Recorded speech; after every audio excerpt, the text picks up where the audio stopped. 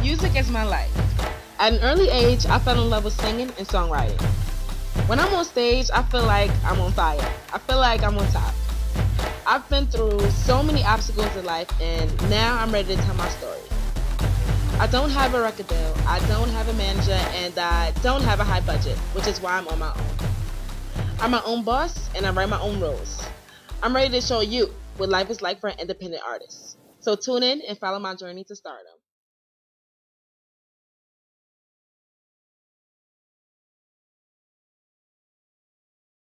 Hey, what's up, everybody? This your girl Niecy here, and welcome to the season premiere of On My Own. I'm so excited that you guys have finally made it, and let's get it started. So, let me tell you a little about me. My name is Niecy, and I'm from the Bronx, New York. I have to tell you a little story about where we come from.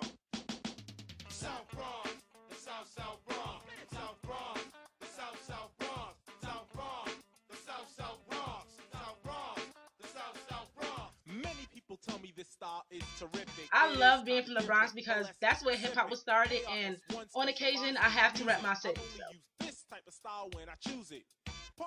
Growing up in the Bronx was so cool because there was so much diversity around, and people from the Bronx were just cool. But I definitely had my down moments. I was raised in a poverty-stricken home, and I definitely experienced many trials and tribulations.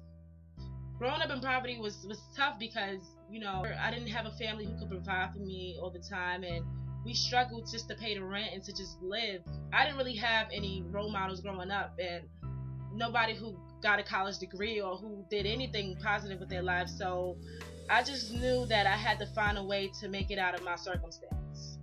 At the age of 8, I fell in love with music, and it was really just something that made me feel so good because I was going through all this pain, and I said, you know what, I'm gonna be a singer. I'm gonna make it out the Bronx, and I'm gonna do something positive with my life. And music was just always the way for me. At the age of 12, I started singing pretty much everywhere I went. I performed at weddings, at high school graduations. I performed with choirs.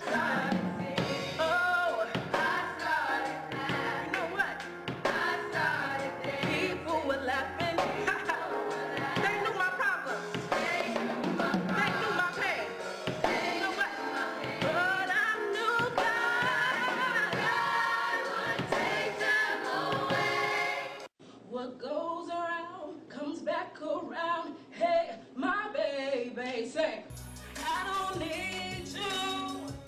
I'm better without you. Let me see you wave your hands like that. Come on, everybody wave your hands like that. Let's start saying, he's got my back. Say, he's got my back. No matter what I face, no matter what I face, right side, he's got my back. He's got my back. I need y'all to clap. I'm the world. Come on. Come on. I just really love performing. I've always had a passion, and I love being on stage. It just feels so amazing. I get a rush every time I'm up there. So at this time, I am an unsigned artist, and I don't have any kind of label investing in me. Although I don't have a label investing in me, I still want to do an album, and I'm just raising money and saving every dime that I have to record my album and get in the studio. I don't have much, but I know that God is guiding me, and anything is possible through Christ, and He's gonna open up doors for me. I just have to keep the faith, and I just have to keep singing and doing what I do because somebody's gonna hear it soon. I want to show record labels or possible investors that, you know, I'm serious about music, and this is what I want to do. So right now I'm in the studio, and I'm writing and recording for my album On My Own. The first song that I'm working on for this album is called Taking No More. I love this record because it really tackles what so many women go through. This song is about heartbreak, but it's also about abusive relationships. I wrote this song because, you know, it's something that I went through, and I wasn't in a physical abusive relationship, but I was in an emotional abusive relationships. I think that you know, just domestic violence and abuse, it's something that no one wants to talk about, but I'm gonna talk about it because I think, you know, so many women need songs, you know, today, especially the young women like me. We need those songs to make us feel empowered or to get out of those situations. Today I'm off to the studio with my good friend Jen, and I just hope that everything goes well. I've known Niecy for years. She had a passion for music for as long as I can remember. Whenever she goes to the studio, I take the opportunity to go with her.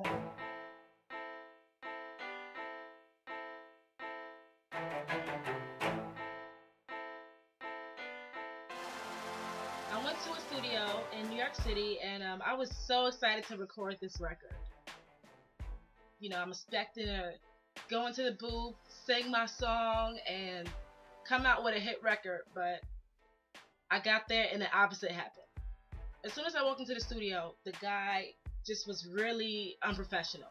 An hour or so goes by in the studio session, and he's talking to me about his personal life and how he wants to sign me and what he thinks about women in the music industry. And I'm just looking at him like, okay, I'm ready to go in the booth. I'm ready to go into the booth, and he wouldn't let me inside the booth to record. So I'm just like, okay, I'm ready to sing. And he finally let me in, but then he goes, well, the entire time when I was telling my story, that was counting towards your hours. But my hour was supposed to start when I started recording in the booth. Although the engineer basically cheated me out of my time, I still was like, you know what? Let me just be positive, step into the booth, and finish what I can. Boy, I'm so fed up with you and all the pain you put me through. Oh, cheating on me, oh, lying to me. Don't give a damn about anything. I got about 2 verses done and a hook. I was just so excited to have gotten that much done, given the circumstance. When I left the studio, the engineer was like, I'm going to email you the song. I'm going to stay up tonight and mix it. I got you. It's going to sound great. Don't worry. So I went home and I was just like, all right, I'm going to give this guy the benefit of the doubt. As soon as I got home, I really just started praying because I said, God, please, just bless my project. I wanted things to just go right. Hopefully when I wake up, the engineer emails me the song back and it sounds good.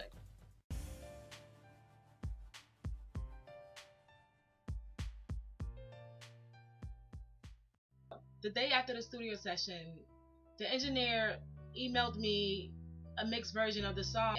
When I left the studio, the song sounded great. But when the engineer emailed me the song, I was like, what the hell is this?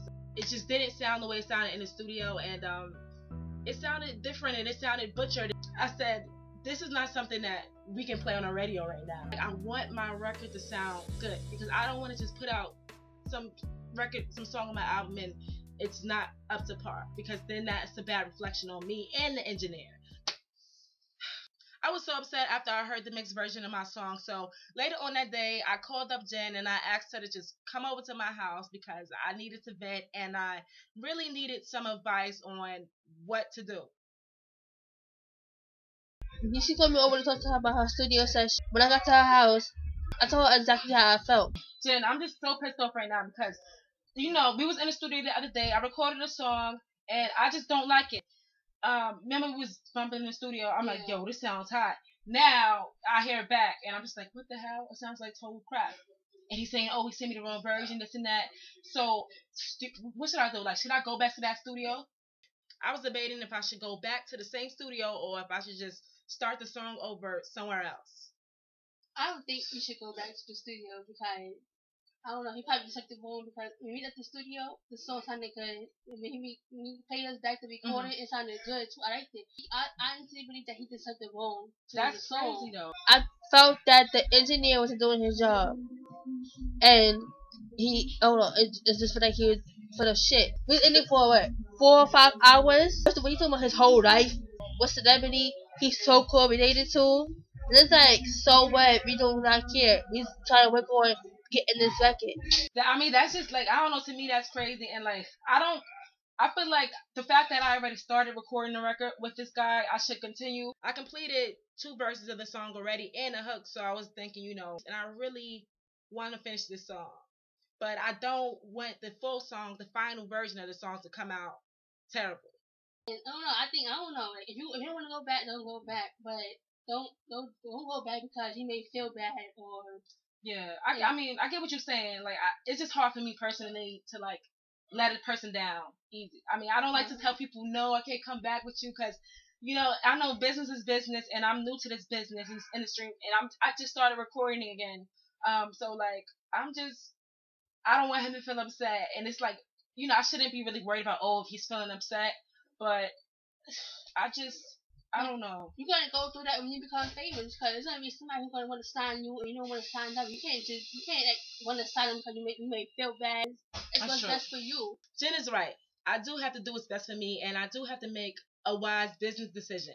I can't have no dudes or anybody in this industry take advantage of me. You know, I have to be smart and headstrong. And I guess that I'm gonna just go book another session with somebody else. I'm gonna have to tell him that I can't go back because I can't go back. So I know, and he should have felt some type of way because, like you said, if it works for you, then go ahead and shoot for it. I'm gonna just call another studio here in the Bronx. I'm gonna just do that.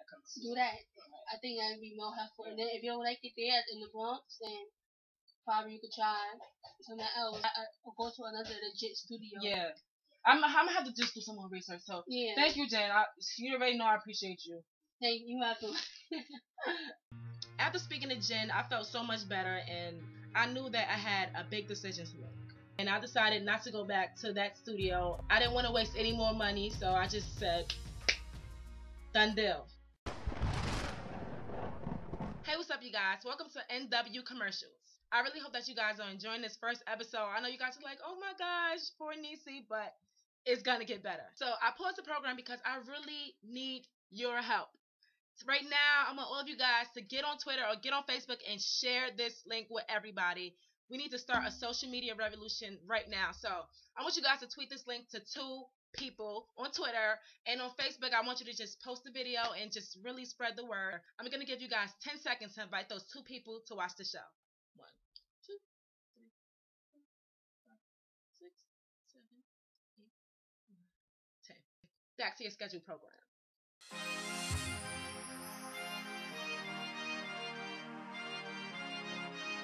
After my conversation with Jen, I went on a serious studio hunt. I was looking up so many studios in New York City, seeing what their prices were, because I was really trying to just record in another studio, and I really wanted to finish my song Taking No More. I searched, I called, and it was expensive, and I was just so discouraged, and I didn't know what to do. I was like, everything is so pricey here in the city. You know, it's a city of dreams, but you have to have some money to help make your dreams come true. So I just went on a break for about a month, and I didn't record any records, but that period didn't last for long. So one day I received an email from David Abraham. For those of you who don't know who David is, you're gonna find out right now. David is a legend. He was the manager of R&B singer-songwriter Elijah Blake, and he basically discovered him at a young age, and he vocal trained him, and he taught him about the music industry.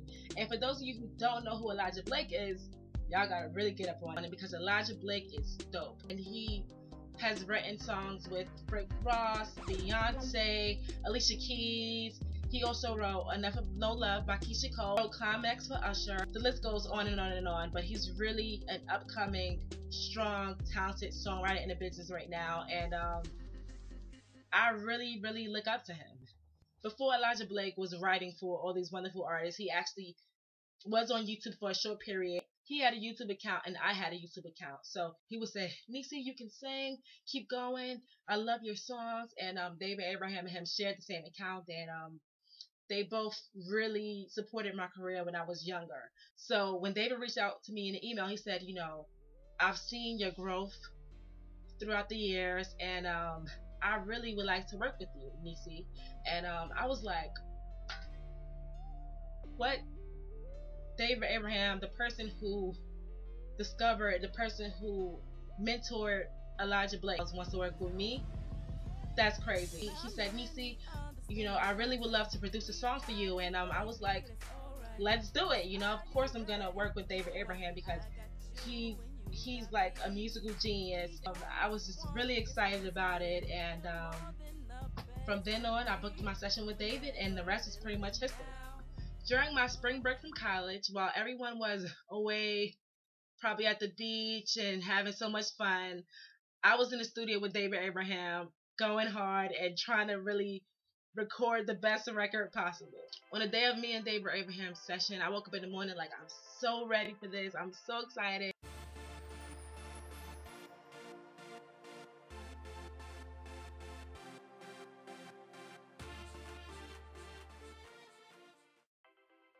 went to David's house. He was so sweet, and he gave me such great compliments. And after those compliments, he was like, "Okay, sing," and I was like, "What?" Like, I was so nervous because I was searching around. I was looking at his house. I was amazed by all the big pianos he had and the keyboards, and it was like I'm in David Abraham's house. This is so cool. Like, his studio was really legit, and I was like, this is really amazing. So the song that I chose to record was "Taking No More." He was just like, okay, well, let's warm up. So we started warming up, and then we started to sing the first verse of my song, "Taking No More," and I just sung the first line, "Boy, I'm so fed up with you." And he was just like, okay, cool. Now let's perfect that. And I was like, ugh. Yeah, I'm looking out the door, the door. I'm not taking no more, no more, no more. Boy, our love was so wrong, so wrong, so wrong. I'm not taking no more, no more, no more. The word that David decided to perfect was door. So we gotta find a way to get that word better. The door. Yes, it's just too. I know. It was nerve wracking, but he just was like, okay, let's make sure that we get the pronunciation right of these words, so that when listeners hear the song, they're gonna understand exactly what I'm saying. Here we go. It's just do or Yeah. do or do. It's just hard. Yes, what's happening is if you're singing it from here, like the low part of your throat needs to be higher. Do rather than do. The door. I'm not taking no more, no more, no more. That was so wrong, so wrong, so wrong. I'm not taking no more, no more, no more. But he says, sing do so door, door. Because I was like, oh my gosh, I need to really get this right. Do. Door. Do. Okay. If someone told you what to do, what would you say? I mean, say what it do. What it do? Oh, you say everything that way. You said what it do. Right? So you need some oohs in your voice. Oh, do. Okay. Okay. So try again. What it do? What it do? What it do? Type. What it do? Okay. Try again. What it do? What it do? Do. Do.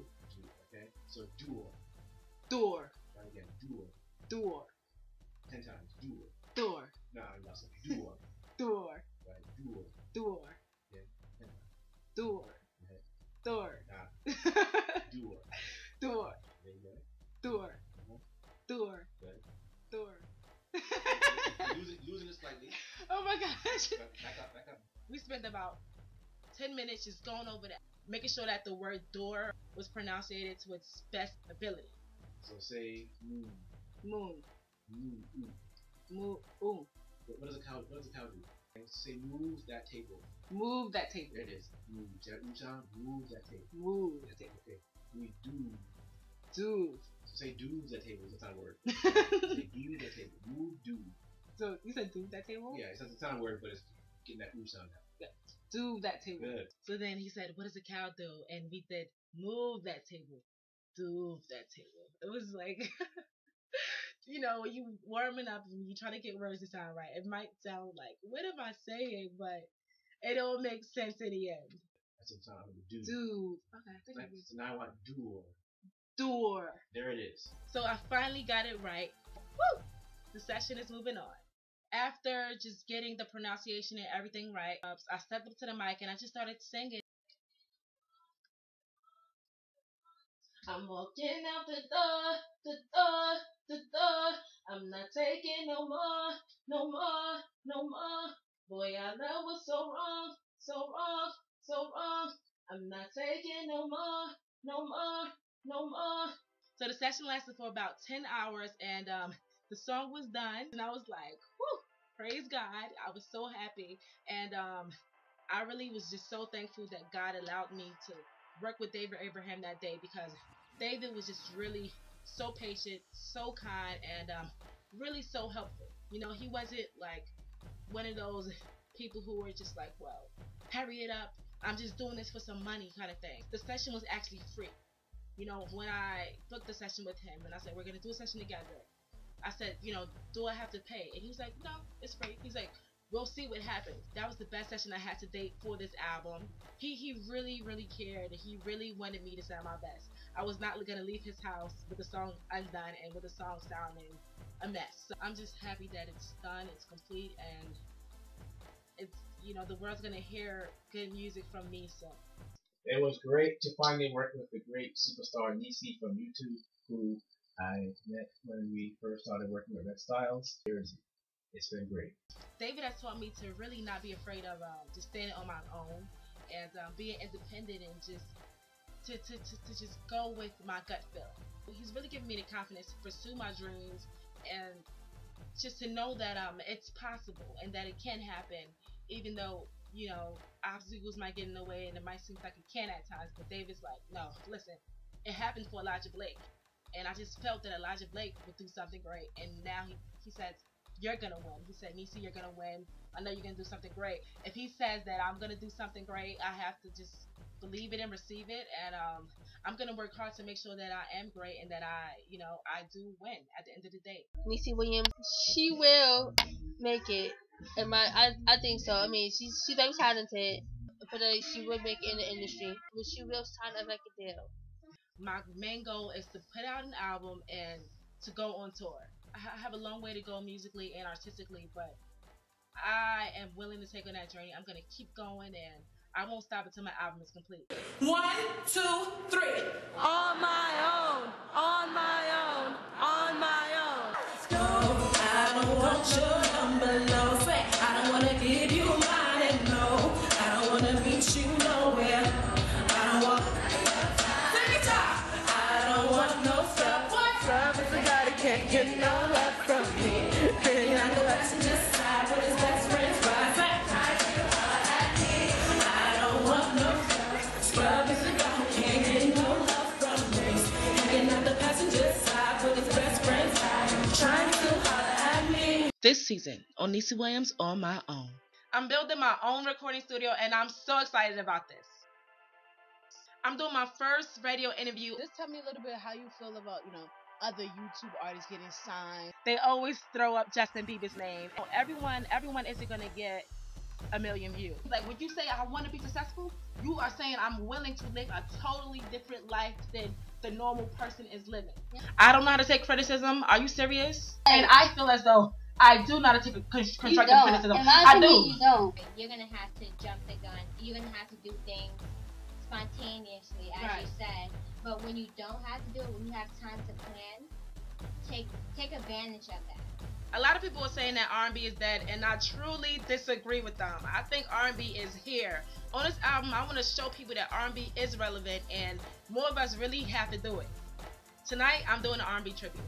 I love R&B, and I feel like it's so important for me to just pay tribute to the people who came before me and who really paved the way for me to stand here today. So, y'all ready? Yeah. What I really think it was her presence that she brought to the performance. Like, it reminded me of Beyonce. When I see her perform, I'm hyped. Stop! Bring the beat in. It's been a long time. Without a new beat, step two.